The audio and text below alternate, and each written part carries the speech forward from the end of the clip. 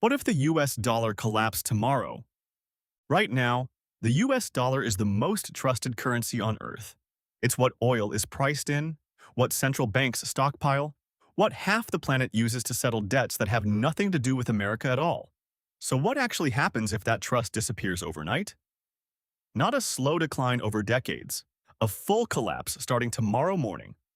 The answer is faster, stranger, and more violent than most people imagine. Hour 1, the signal. It doesn't start with panic. It starts with a number.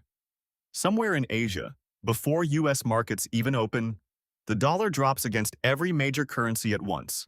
Not 2%, not 5, but double digits in minutes.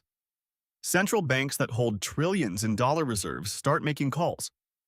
Traders wake up to a currency that lost a decade of value before their coffee's ready. By the time New York opens, the exchanges are already halting trading, and the word collapse is on every screen in the world. Day 1, the run. This is where it turns physical. Word spreads that the dollar isn't just down, it's failing, and every dollar holder on the planet tries to convert to something else at the same time. Gold, euros, yen, Bitcoin, anything. Banks in the US see lines out the door as people try to pull cash before it's worth even less tomorrow. ATMs run dry by mid-afternoon. And here's the twist.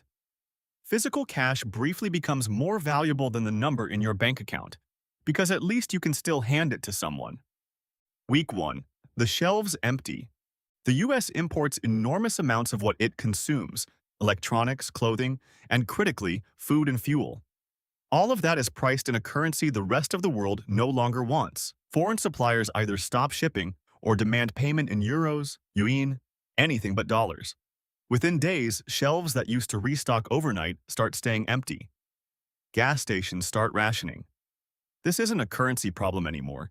It's a supply chain problem, and it's the first time most Americans feel the collapse in their own kitchen.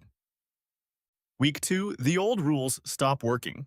Prices don't just rise, they become unreliable. A loaf of bread costs one thing in the morning and something else by evening, because no business can price anything with a currency that's moving that fast. This is where barter starts creeping back in, not as a quirky throwback, but as the only system that still functions. People trade skills, goods, fuel. Neighborhoods that never needed each other suddenly depend on each other completely. Month 1. The world reorganizes without you. Outside the US, the rest of the global economy doesn't wait around.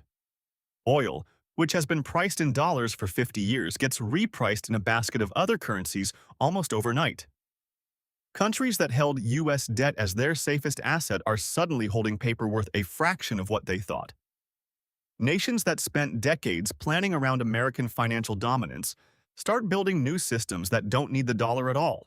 And once those systems exist, they don't go away just because the dollar recovers. Month 3. The government response. This is where the government steps in with the tools it has left. Capital controls to stop money fleeing the country, a possible new currency issued to replace the old one, and emergency deals with allies just to keep basic imports moving. Some of this works, some of it makes things worse, because capital controls tend to trigger the exact panic they're trying to prevent. Either way, this is the point where collapse stops being a headline and becomes a new permanent baseline that people have to build a life around. 1 year later, the new normal. A year out, the country is still standing, but it's not the same country economically. Prices have reset around whatever currency replaced the dollar's old role. Trust rebuilds slowly, the way it always does after something like this, not because people forget, but because there's no alternative to eventually trusting some currency again. The US is still one of the largest economies on Earth. It just isn't the one every other country automatically organizes itself around anymore. And that shift, once it happens, doesn't reverse. The wild part is that almost none of this requires something exotic happening. It just requires the rest of the world deciding all at once that the dollar isn't worth trusting anymore. It's happened to reserve currencies before. It's just never happened to this one.